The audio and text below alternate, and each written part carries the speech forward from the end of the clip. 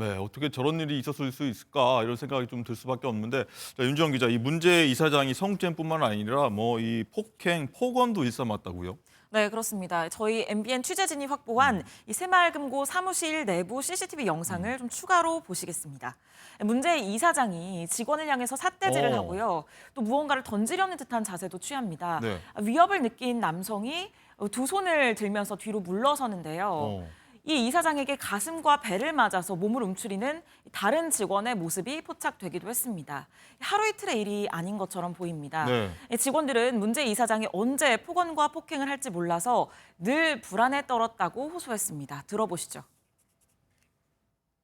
내가 다 불질러볼 줄 알아 뭐 이런 식으로 화가 나면은 죽여버리겠다 이런 말을 기본으로. 집에 있는 쓰레기 좀 치워라. 변기 맡았으니까 네가 한번 가봐라. 사적인 지시랑 이런 게 너무 많았어가지고.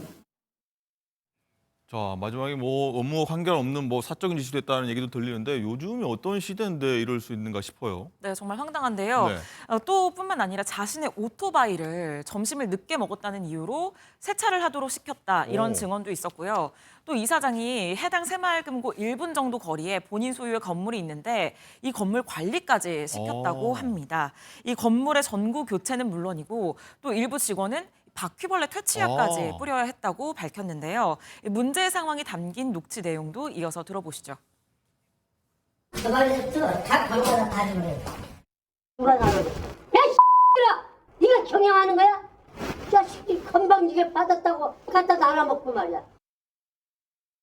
네, 들으신 것처럼 굉장히 거북한 욕설도 포함이 됐습니다. 그렇네요. 고객이 준 떡을 본인에게 먼저 가지고 오지 않았다. 이런 이유로 직원들에게 저런 발언을 했다고 합니다.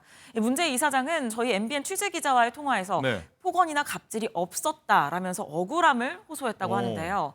이 새마을금고 중앙에는 진상을 파악하겠다면서 지난 19일부터 현장 검사에 착수를 했고 경찰도 해당 사건을 정식 입건해서 조사하고 있습니다. 네, 뭐 어쨌든 양측의 입장을 들어봐야 되니까 한번 명명백백하게 한번 밝혀져야겠다는 생각이 들고요. 자, 그리고 이번에는요, 매년 이맘때쯤 나오는 이 고액 상습 체납자 얘기도 한번 해보려고 하는데, 자, 윤 기자, 이 납세 의무를 이행하지 않은 것도 문제인데 오히려 이 적반하장의 행태를 보였다. 네. 이게 좀 어제 많이 화제됐어요. 그렇습니다. 저희가 확보한 영상을 보면 정말로 황당하기 그지없습니다. 이 국세청 직원들이 문을 뜯고 강제로 진입을 해야 하기도 했고요. 네. 또 체납자가 문을 열어주지 않아서 문을 뜯고 진입을 했는데 어. 또 체납자가 흉기를 들고 폭언을 하면서 국세청 직원들을 위협하기도 오. 했습니다. 이 현장 모습 보시겠습니다. 세금 대파그릇이 안 낸다고 했어. 지금 보신 저 체납자가 이 여러 차례에 합쳐서 이 수십억 원의 양도세를 내지 않았는데요. 이 관세청 직원들은 집안을 수색한 끝에 미술품과 명품 등 지금 보시는 것처럼 6억 원 상당을 압수했습니다. 네, 뭐 돈이 없는 것도 아니고 돈을 저렇게 막 쌓아놓고 현금 다발 이렇게 쌓아놓고 있었네요. 어마어마하게 많아요. 네, 앞서서 영상에서 확인을 하셨죠. 이 김치통 안에 가득 들어있는 게 오, 김치가 아니라 김치통이었어요? 현금이었습니다. 보신 것처럼 저렇게 금이 발견되기도 했고요. 어. 이 김치통 안에 들어있던 저 현금 다발이 모두 2억 원에 달했다고 하고요. 오. 땅을 팔고 20억 원대의 세금을 내지 않은 90대 체납자가 저렇게 김치통에 돈을 보관하고 있었다고 네. 합니다. 또 추적팀은 서랍에서 찾은 현금과 골드바까지 모두 11억 원을 확보했다고 하고요. 집안 금고에 현금 다발을 쌓아놓은 체납자는 물론이고 이 도박 단천금을 숨기고 초고가 수입차를 몰고 다닌 체납자, 또 코인으로 바꿔서 재산을 숨긴 사례도 무더기로 덜미가 잡혔습니다. 네. 국세청이 올해 10월까지 재산 추적 조사를 통해서 징수한 체납 세금은 2조 5천억 원에 달한다고 합니다. 2조 5천억. 야, 그래도 좀 숨겨도 언젠간 반드시 잡히게 돼 있다 이런 말씀 한번 드리도록 하겠고요. 자, 그리고 다음 사건은요. 잊을만 하면 등장하는 이 촉법 소년 폭행 사건인데 윤 기자, 저도 영상 봤는데 충격적입니다. 네, 굉장히 충격적입니다. 지난 8일 경기도 포천에서 있었던 집단 폭행 사건입니다. 1학년에서 2학년 정도 되는 중학생들이 이 초등학생들을 집단적으로 폭행한 사건인데요. 먼저 영상 확인하시겠습니다. 하지 말라 했잖아. 그러지 말라니까. 눈을 파, 눈을. 저희가 모자이크 처리를 했는데도 불구하고 네. 굉장히 눈 뜨고 보기 힘들 정도의 맞아요. 광경입니다. 초등학생이 울면서 흐느끼는데도 폭행을 이어가고요.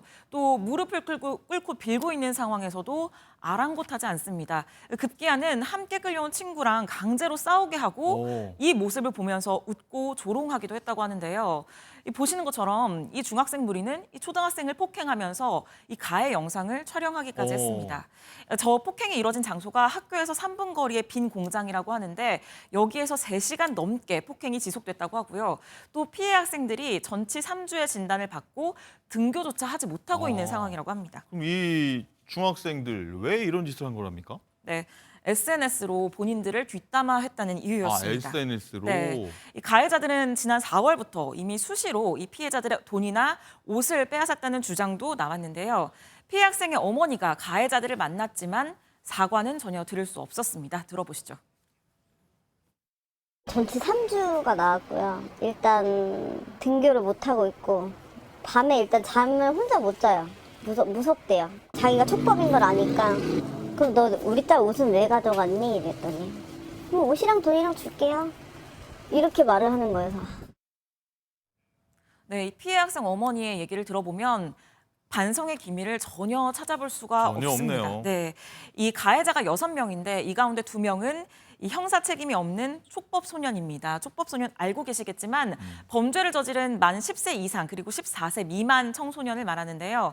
이 소년법상 형사 책임 능력이 없기 때문에 형사 처벌이 내려지지 않고 보호 처분만 받게 됩니다. 어쨌든 이런 사건 볼 때마다 우리 자녀, 우리 손자, 손녀 학교 잘 다니니까 이런 걱정이 들 수밖에 없는 것 같습니다.